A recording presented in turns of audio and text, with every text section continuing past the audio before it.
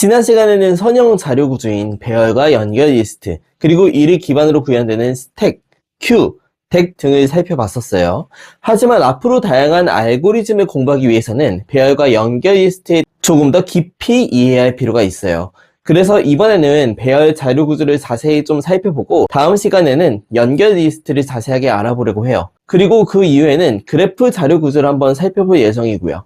자, 그럼 시작하겠습니다. 배열은 메모리에 연속적으로 붙어있는 구조라고 했어요. 이런 식으로요. 어떤 타입에 대해서 연속적으로 들어있는 구조이며 특징은 인덱스로 바로 접근이 가능했죠. 개빠르다는 거예요. 잠깐 메모리 구조에 대해서 생각해보면 스택 구조가 있고 힙 구조가 있잖아요, 메모리에. 만약 자바에서 이렇게 선언되어 있다고 하면 스택의 참조 변수로서 ARR이 들어가고 실제 값은 주소 값을 찾아갔을 때 연속적으로 힙에 존재한다는 거죠. 그래서 ARR3이라고 조회를 하면 51이라는 시간 복잡도가 걸린다고 했죠.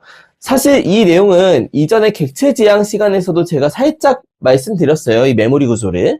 컴퓨터 구조 시간에 더 자세히 말씀드리려고 해요. 지금은 시간 복잡도 측면에서 바라보기에 잠깐 설명드린 거고요. 두 번째, 정적 배열과 동적 배열. 정적 배열은 크기가 고정된 배열이에요. 자바에서 이런 식으로 만들면 나중에 느릴 수가 없어요. 그리고 다른 언어도 대부분 마찬가지겠죠. 그럼 동적 배열을 볼까요? 저는 계속 자바로 예시를 한번 들어보겠습니다. 동적 배열은 겉으로 보기에는 크기가 늘어나는 배열이었어요. 자바에서 이렇게 썼죠. 사용자는 이처럼 어드만 해주면 되는 구조예요. 다만 어레이 리스트는 진짜로 배열 크기를 계속 바꾸는 게 아니에요. 다른 동적 배열도 마찬가지일 거예요. 내부적으로 일반 배열을 하나 가지고 있다가 공간이 부족하면 더 큰 배열을 새로 만들고 기준값을 복사하는 그런 구조를 갖고 있죠. 배열이 꽉 차면 더 큰 배열을 만든다. 바로 리사이즈 확장 전략이라고 표현합니다. 이 전략을 설명드리기 전에 두 가지 단어를 좀 설명드리려고 해요. 바로 사이즈와 캐퍼시티인데 사이즈는 실제로 들어있는 데이터의 개수를 말하고요. 캐퍼시티는 내부 배열이 담을 수 있는 전체 공간을 얘기합니다. 예를 들면 이런 식으로 되어 있는 거죠. 값은 3개이고 방은 4칸이죠. 만약 여기서 사이즈가 캐퍼시티와 같은 상태에서 어드가 발생한다? 새로운 1.5배에서 2배 크기의 배열을 만들어서 옮기는 작업을 진행하는 거예요. 왜냐면 한 칸씩 늘리면 매번 복사가 발생해서 너무 느려지기 때문이에요. 대략 자바에서는 이런 식으로 1.5배 정도 늘어나요. 늘어나는 건 언어나 자료 구조 클래스마다 좀 전략이 다르겠죠.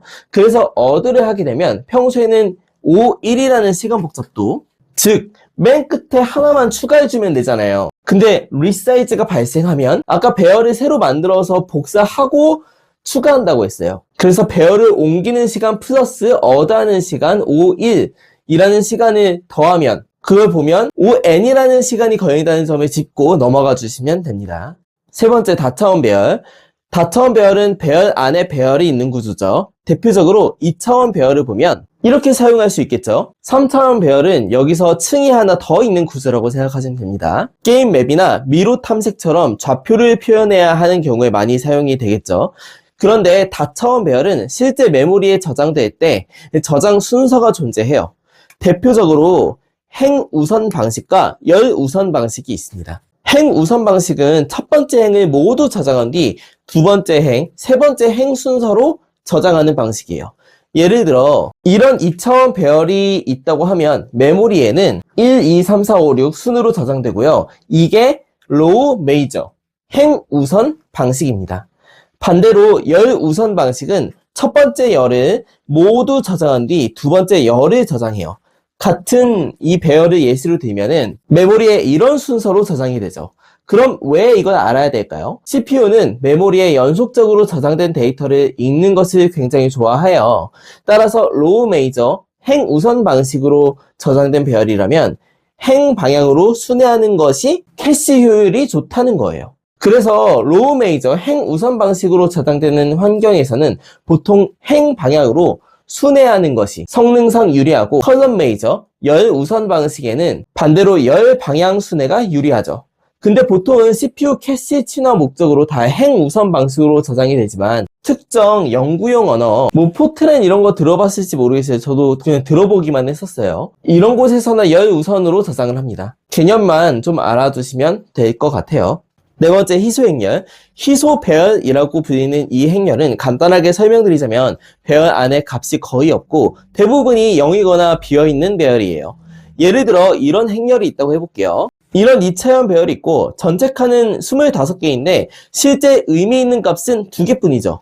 이걸 그냥 2차원 배열로 저장을 하면 낭비가 좀 심해요. 그래서 등장한 게 희소 배열이고요. 메모리를 절약하는 목적으로 등장했죠. 총 3가지가 있습니다. 처음으로 소개해드릴 건 C55 방식인데 코디네이트 포맷 방식이에요. 값이 있는 위치만 저장하는데 이 배열을 예시로 들으면 로우와 컬럼과 값 기준으로 저장하는 거예요. 이렇게 저장되는 거예요. 보시면 로우 첫 번째, 그 다음에 컬럼 두 번째에 7이 들어있다. 1, 2, 7. 그 다음에 로우 세 번째와 인덱스 첫 번째 3이 들어있다. 이렇게 좌표값으로 찾는 거예요. 매우 단순하죠? 하지만 행 단위 연산할 때는 조금 비율일 수 있어요. 만약 두 번째 행 전체 가져와 뭐 이런 명령을 넣으면 모든 값을 다 봐야 되는 거예요. 몇몇 개만 뽑아서 확인하면 어디가 비어있는지 모르니까. 그럼 다음 방법을 한번 보죠. 자, CSR 방식, Compressed Sparse Row라고 하는 방식인데 행 기준으로 압축해서 저장하는 방식이에요. 여기서도 3가지의 배열이 사용이 돼요. 이건 담는 방식이 좀 독특해요. 처음 보시면 좀 헷갈려요. 우선 values 값은 차례대로 모든 값을 담아줘요. 여기에 7과 3이 있으니까 0을 제외하고 모든 값을 담아줬죠, 이렇게. 그리고 call index는 값의 열 순서를 인덱스 기준으로 저장을 해줘요.